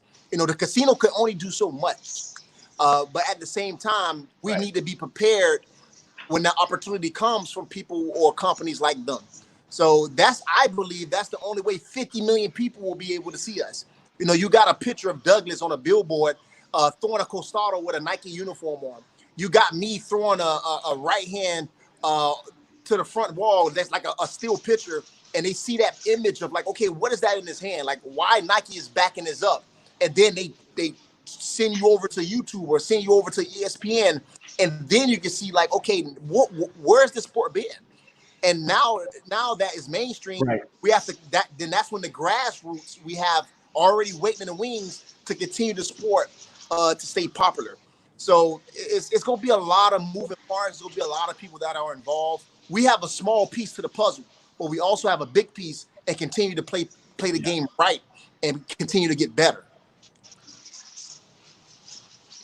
Yeah, there's an opportunity. I mean, you said one sport I see on ESPN all the time is cornhole, and nothing against cornhole at all as a sport. It's great fun there at the picnics. But I mean, are you going to be watching fast-paced highlight here at Magic City, or would you really want to watch, or would you want to watch cornhole? I take the highlighter at Magic City 10 times out of 10, and I think it's just like you're saying. It takes one set of eyeballs to see this and say, it could be a rep from Nike, Reebok, Under Armour. Say, what is this sport? We need to, we've got athletes that are marketable. They have personalities. These guys are athletic, and this is, like you said, I mean, I said before, it's not your father's highlight. This is different. This is, a fast, quick version of it. So I think you guys are both right on it. It certainly has the potential to get there. And when you started, I mean, did you think year one you would be at this point here, just 2.5 years down the line, really?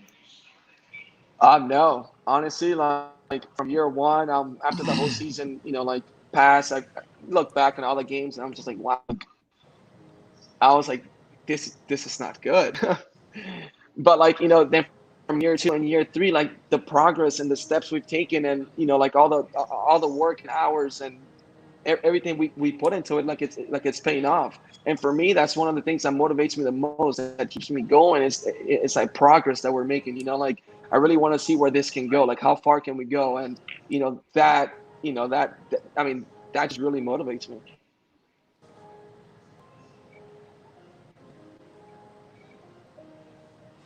Yeah. Yeah. I personally thought we were going to get better because I just knew what kind of guys we had in our group. And I try to lead by example of trying to be a professional, try to come on time, try to learn exactly what GR wants us to do, because we only can get so good depending on how, what coaches does for us or who's on the roster. So I knew once we added Douglas and then Ikeda and then you got Kubala, I just knew we were going to get better, because it's something called the SAID principle if you're a personal trainer. When you put the body against opposing demands, it has no choice but to adapt. So when you put professional highlight players against like amateurs like us, but we're professionals technically, we got no choice but to adapt. If not, we fall off. And the guys that are in the system, like me, Anderson, and Ben, we're adapting, we're getting better. And if that continues to go at the age of 25, Anderson, at the age of 37 with me, you got no choice but to go this way. And Stu sees it. If you talk to Stu, Stu sees how much better we've gotten, and he's that's why he's so optimistic about where this casino is going and where our highlight is going. Yeah, no, very well said. And Anderluck touched on his, the reason, his motivation for playing. And Jeden, for you, your name obviously Tenard Davis, and Jeden just the nickname on the back of your jersey. Maybe explain to the people at home what the motivation is for you and behind the nickname and the story behind it. Yeah, so when I picked the name to put Jeden, that's the name of my son, and I do everything for him. Like every decision I make when it comes to being a father, being an adult, being a citizen, I think about him every single moment. So putting him on my back, I play for him every single day. Not like I gotta say, hey, I'm playing for Jeden. No, he's on my back. Why I'm here, and I'm trying to make sure I win every single point or all the money I can in order to give my son the life that I wish I had growing up. Yeah, and does he watch at highlight, and how does it feel to talk about it with you, and how does that feel as a father to see your son take an interest in that? He loves it. He's a huge fan of Anderson. Yeah, Believe it or not, like he loves Anderson. Every time he calls me, hey, where's Anderson? I want to talk to Anderson. Where's Juice? I want to talk to Juice. I'm not his favorite player. So that kind of hurts me. Like when I talk to him, he asks me how did I do in the game. He wants to know how Anderson does. He likes it. He really wants to learn how to play. And once we can make little cestas for him, and we could we create a farm system, and he's down in Miami. I'll love to put my son on the court to teach him the game of highlight, because it gives him an option of depending on what game he wants to play, basketball, football, and he wants to play highlight, and it becomes mainstream. That could be a stream of revenue for him. And he could definitely be a professional athlete from there. Yeah, and I think just as a kid too, I mean, you think of the sports like wall ball. I mean, that was a sport at recess you play all the time. Highlight just catching and throwing. Like I could play that for hours. I think for kids, the sport would be so much fun to play if you just had, like Kyle was saying, he just goes to he goes to a park and just throws it against one of those like half, I don't know what they call it, but the half like tennis wall. That would just be so cool if you could get kids out there playing the sport, because that really would be great for exposure, getting kids into it. Like you're saying, and that's absolutely awesome. So we're at an hour and 40 minutes almost. You guys have been great. Again, the reason we have these two on is kind of 3-day event we got going on here in the Highlight Channel, all culminating tomorrow with that exhibition doubles duel. It's going to be a 3-round doubles tournament. We're going to have a knockout round, and then we're going to have 2 semifinal partidos and then a final partido. These guys are going to be one of the teams competing. Play along with Fantasy at fantasyhighlight.com. You get to choose one winner this week, potentially take home $250. And if you have any questions on that, the information is up in the website there, and the money is always good, like you said. And George Quinn say, I mean, that would be cool if you could get like a highlight video game. Yeah, that would be absolutely that would be pretty cool. What did Anderson say? I said, no, he said that would be pretty super cool. Yeah, it will. It will be cool. Yeah, and while we, everyone just saying again here, you guys have been great in this interview. We knew Anderluck was very capable after his performance last week, but I've been getting texts. My phone's blowing up how great Jeden is on the mic there. So you guys are both fabulous. We got Adam Warsoff here, another one of the buddies. Always wondered if being a lefty, Anderson, you're a left-handed player, is a disadvantage to the sport given that the wall is on the left side. And 11%, that's lefties out there. You got to appeal to those guys. So make your pitch for them. It was very hard. Like I mentioned in the last video, when JR called me right before he hangs up, he said, "Oh, you got to put the cess on your right arm. You can't use your left hand." So I was like, "Oh my god!" Yeah. So I mean, it was very hard. But that challenge is what drove me to stay. Just every single day I would be there and just work for hours trying to just get my right arm to work, because it was super hard at first. But for me, it was just I just kept pushing myself because I really wanted to be good at this. So if you have that drive, just to be better and to better yourself, and it's great. It's a lot of fun. But it's hard. It's hard work. Yes. Yeah, and at this point, sorry, Jane, go ahead. No, I was just saying, being a left hand, like Anderson and Ben are left-handed guys, and them transitioning to a game that you had to play with your right hand, more respect to them, because that's a hard. Yeah, absolutely. You're talking to transitions from sports. You tell a person to throw something with their right hand when they've been left-handed their entire life, and they're doing it well. So much respect should go to those two guys. Because Anderson, being left-handed, throws the ball hard. Like, come on, bro. Like, you'll think you have an escape every now and then. But I've never seen Anderson had an escape come from his ball, from his cesta when he's controlling it. From a rebote, yeah, that happens. But when he catches and controls it, but he's like a sniper. He's out there taking them out. Yeah, and Tennessee was saying that he threw 90. Yeah, he threw 95 back in the day. And Anderluck, you definitely hurl it, faster than he does off the serve, off the forehand, especially not being your non-dominant hand. I mean, that's incredible. And we got more people after we were just talking about, kids here that, they have their daughters have been watching. They're trying to get their kids involved. John Jeffrey, again, Anderluck is one of his son's favorite players. So, they have a young following as well. Everyone that has watched it, it really likes it. But how does it feel for you, Anderluck, to hear something like that there's, kids that are out there watching, and how does that make you feel? It's awesome. It's great, to have, people watching you and being one of his favorites. I don't know. It makes you feel like a certain way, because I never thought I was going to be in this position. So, that's great. I want to send him a shirt or something.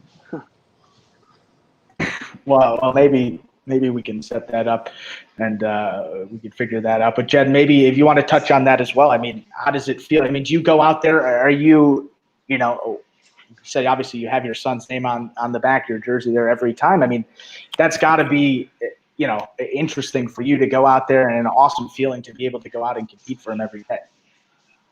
Yeah, it's a great feeling. Getting paid to throw a ball, and also have fun with it is a blessing. And playing with my son on my back is also motivation. So I love the fact that kids are involved. I love the fact that kids want to know more about the sport. And guys like Anderson and guys like Doug, who can take, and myself as well, can take the sport to the next level.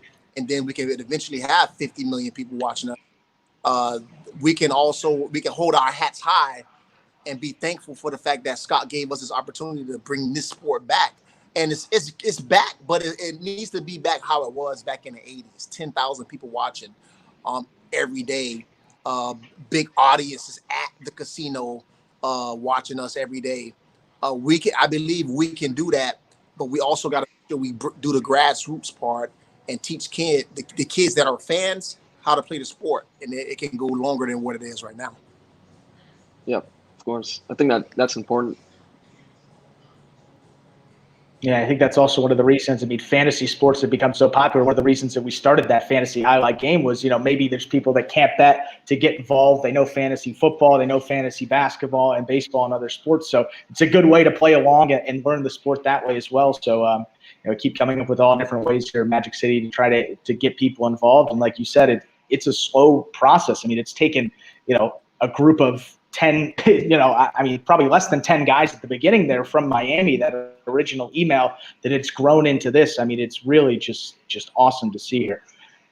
And Jeffrey said, thanks, Andrew. Next time we're down there, we'll say hi from the stands. And they said maybe they'll hit you up for a shirt there. So, I mean, you got fans. I mean, it's cool. You got fans from all over. We're sending stuff to people from the fantasy games, to people out in Hawaii, from, Texas, Hawaii, Connecticut, California. I mean, all over the map. People, are just watching this. You guys are really on the cusp of breaking out as, big sports stars here, and that's going to be really cool to be a part of it. And again, the doubles exhibition duel, you'll see these guys compete this Saturday evening, 8:00. That's going to be a lot of fun. That'll be tomorrow. You guys have any more practice before you go out? Are you practicing today, practicing tomorrow? What's the deal? We practice Thursday, Friday. Tomorrow it's kind of just warm up a little bit, touch us on some stuff, but not really like a practice. And from now on, it's just getting your mind ready to win. And that's what I'm focused on right now. And just, that's where I'm at. Yeah, we practiced earlier today, and we got some practice time in. Tomorrow, depending on how Anderson feels and how I feel, we may get on the court for a little bit, but we're going to save our best for the game. So I think we're done practicing. Now we just have to put the whole product together and go out and execute everything. Yeah, and when you have a big event like this and kind of different than the regular schedule, is there anything you're eating special tonight? Any special meals? What are you looking out for? Getting to bed early? What's the game plan tonight leading up to it? For me, I'm just kind of take things just like normal. I'm getting ready, just pretty much just to go into like a normal performance. I don't really change anything, so I'm just gonna have probably like some steak or something like that, and I'm kind of just try to go to bed early. But other than that, I don't change anything, anything special. I don't do anything crazy. Kind of just like my same old routine. Then get up in the morning, drink some coffee, and get my day going. I have a massage scheduled for tomorrow. I'm gonna go get my arm flushed out. I'm gonna stretch like usual. I'm probably just gonna eat what I usually eat. Just my healthy choices of meals. I may bring a meal to the casino so I can have something there just in case I get hungry. But just like every other day, we play against these guys every single day. So it's not like we're playing against somebody from Dania or somebody from Miami Casino. We play against these guys every single day. So they know what we're going to do, and then we're going to know what they're going to do. And we just got to go out there and just execute our game and hopefully come out with a win. No, that's great. And Kyle yesterday was talking about how when he became a pro, he had to make a couple of lifestyle changes, mainly in terms of his health and fitness. Is there anything in particular of note that you guys really had to change since transitioning into this part of your highlight career? I've been like running a lot more, so I've lost a lot of weight. Like right now, like physically, I'm like in really good shape, and that's like kind of just one of the things that I changed, which is like being a lot more active, and started running a little more so I can just last longer in the game and have that stamina to to play all the way through game 9. So that's one of the things that I did. But other than that, I mean, everything's pretty much the same. So I still work out hard, but I had to change up my workout style with doing a lot of stuff that's overhead because I don't want to blow my shoulder out. But I still condition. I still try to get to bed on time. Only time I drink alcohol is when I'm with Anderluck and all those other guys. So if I don't hang around him, I won't. But yeah, it's just my workout regimen. Just got to lighten the load, modify some type of workouts, so my shoulder won't be dead when I get to the casino. So that's what I use. That's what I changed recently. Yeah. And Anderson Viter got a question coming from the chat. He wants to know, what's it like living with some of the other players on the roster? It's a lot of fun. We have a lot of fun over here. We usually like making cooking and making something, joking around, and it's always a lot of fun. When we come here, it's like whatever happened at Magic City just stays over there, and here it's like completely different, But it's like pretty much like living with your brothers. It's just every single day is something different and exciting, and it's always a good time. Yeah, no, absolutely there. And Stu chiming in about the Anderluck definitely has the best alcohol, the bartender there, so it makes sense. Yeah, that's what you got to do, Anderluck, to slow Jen down. If he's got a hot streak during the season, you're just going to invite him over for a couple of drinks, and then hey, come over. I'm like, hey, come over for some food and margaritas. It was while we have a couple more minutes here, we're at the hour and 50 mark of this interview. You guys have both been great again. And let's talk about your singles performances on the year. Let's see where both of you guys are in the standings. And both of you have missed, obviously, a little bit of time as well. Looking at the standings here, Jeden, you are in 13th place. You have 14 wins, but your games played are way down there.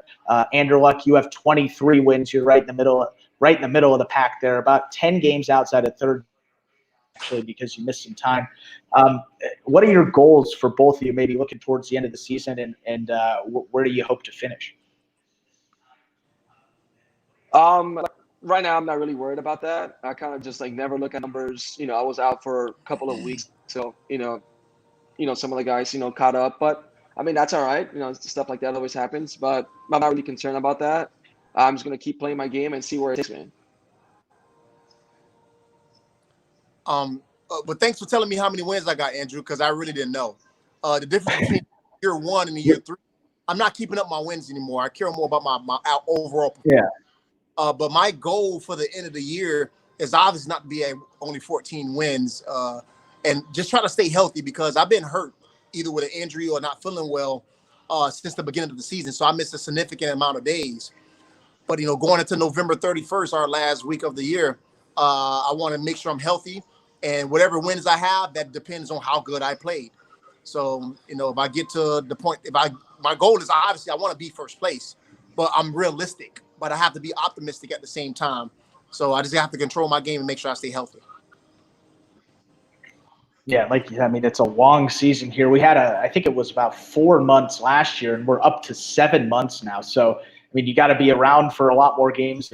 You get more reps now. So health is very important in this part of the season here. As you saw, the injuries were starting to pile up. Middle part of the season there, guys were going out. We had a thin roster to begin with. So as you said, very important to stay healthy and always have that as a consideration here. And now we'll talk a little about some of the other guys as well, and particularly the guys playing in the exhibition doubles duel. What is the one shot type from any guy you're competing against? Say, for example, Ron's carom or, Bradley's athleticism. What's the one skill or one shot that you most admire out of the guys competing in this doubles duel? Well, for me is LA. LA is freakishly athletic, and he's extremely long when it comes to his height. So it's very hard to get the ball over his head because any second he can climb a ladder on us and just kills a shot.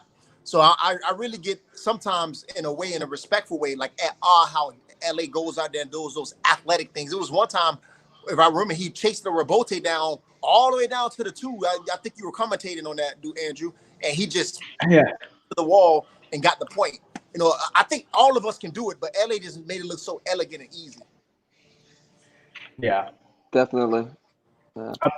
Well, I mean, I would probably say like. Go ahead. I would probably say like a guy like, Carballo, just because, like, when you think like you beat him, he's like really athletic, super fast, like, and he gets like everything.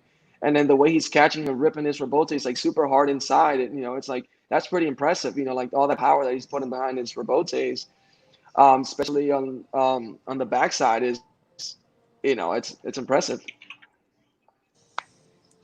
Yeah. And I think we're going to wrap things up here, guys. But the last question, and maybe sort of a last pitch, guys, give the fans sort of a last pitch here, why they should choose you for this exhibition doubles duel, and some final words. Well, because if you don't choose us, you're gonna regret it. What did he say? He said, if you don't choose us, then you're gonna regret it. I like Anderson. I like Anderson's answer. I can say you got the singles winning. You got the first year singles winner champion right there, and you got the first year doubles champion right here. And our commitment, our dedication to play the game right, you have no choice but to bet on us because we're going to give you every point, every scoop, every backhand catch. We're going to make sure we do our best to win you your 250 so you can have a great weekend, and hopefully we'll see you and you can congratulate us in person when you choose us. Well said, guys. Well, we appreciate you joining us again. This is going to be the final day tomorrow of this special 3-day event here on the Highlight Channel, culminating in that exhibition doubles duel. We'll begin our live coverage, as it says there on the screen, 7:30 p.m. on highlightchannel.com. You can go to that website, highlightchannel.com, to tune in. Play will begin at 8 o'clock, but we got a lot of stuff to talk about in the pregame. We'll preview those matchups. Should be a lot of fun. Gentlemen, thank you both for joining us. You were terrific, and we'll see you there tomorrow. All right. Thank you, guys. Thank you for all your support, and thank you for watching us. And we're gonna put up a great performance for you guys tomorrow. So thank you. Take care, everyone.